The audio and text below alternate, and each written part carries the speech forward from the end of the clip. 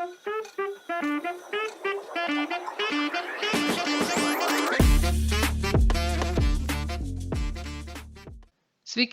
esu analitikas iš paslaugos SPSS ir šiame video trumpai pristatysiu, kaip atlikti normalumo testus su SPSS. Tai yra, kaip patikrinti duomenų normalumą naudojant SPSS.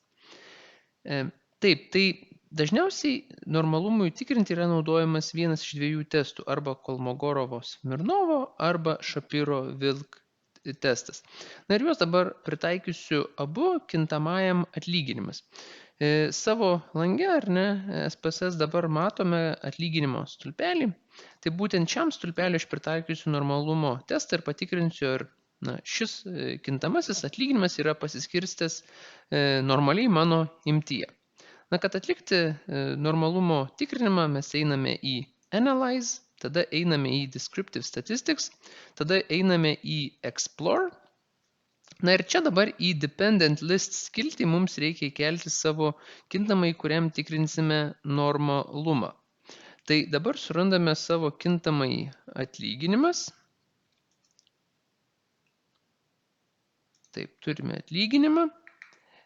Dabar einame į Plot skiltį ir čia galime žymėti prie Descriptive Statistics Steam and Leaf ir pasirinkame Normality Plots with Tests. Spaudžiam Continue. Ir daugiau galime nieko čia nekeisti ir spaudžiame OK. Ir gauname tokį nemažą SPSS outputą. Ir mus domina dabar būtent štai ši lentelė Test of Normality. Matome, kad čia yra atlikti du testai. Tai pirmas yra Kolmogorov-Smirnov, ir antras yra Shapiro-Wilk. Dabar, ką mums reikia interpretuoti? Mums reikia iš esmės interpretuoti pi reikšmę, kuri yra pažymėta sig stulpelį. Tai matome, kad Kolmogorovo-Smirnovo pi reikšmė yra labai maža, 0, ar ne, net pirmi 3 skaičiai po kalbelio yra 0, ar ne? Tai jeigu taikytume 5% taisyklę, galime drąsiai sakyti, ar ne, kad gauta pi reikšmė yra mažesnė už 0,05, todėl darome išvadą, kad duomenys pasiskirstė nenormaliai. Ar ne? Jeigu būtų reikšmė didesnė, ar ne, už 0,05, ar ne, sakytume, kad duomenys pasiskirstė normaliai.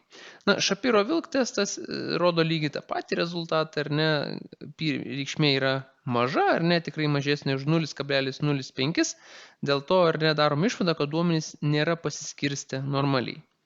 Ir dabar klausimas galėtų būti, ar ne, kurį testą taikyti, nes gali būti ir tokių atvejų, ar ne, kai šie du testai rodys skirtingus rezultatus, ar ne, vienas testas sakys, kad duomenys yra pasiskirstę normaliai, o kitas, kad nenormaliai, ar ne, ir tada kurį testą pasirinkti. Tai dažniausiai yra renkamasi taip, jeigu imtis yra maža, 50 ar mažiau stebėjimų, taikomas Shapiro-Wilk testas, o imtis yra didesnė, tai taikomas Kolmogorov-Smirnov testas.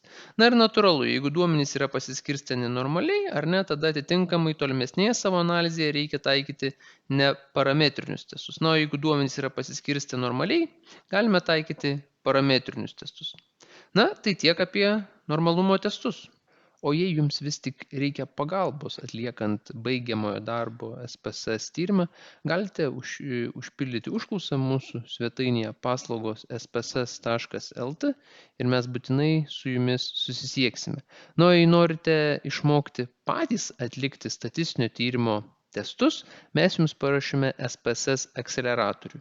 Čia įrašėme 3,5 valandos video medžiagos, kurios metu parodome konkrečiai, kaip atlikti testus taikomus baigiamuosiuose darbuose, kaip tuos testus interpretuoti, bei svarbiausia, kaip juos aprašyti. Parašėme 37 puslapio ataskaitą, kurioje su konkrečiais duomeniais atliktus testus aprašome ir formuluojame išvadas. Tai matote, kaip viskas yra aprašoma ta statistinė kalba.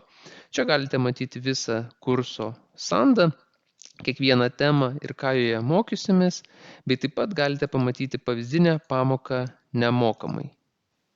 Sėkmės naudojantis SPSS programa ir iki kitų kartų.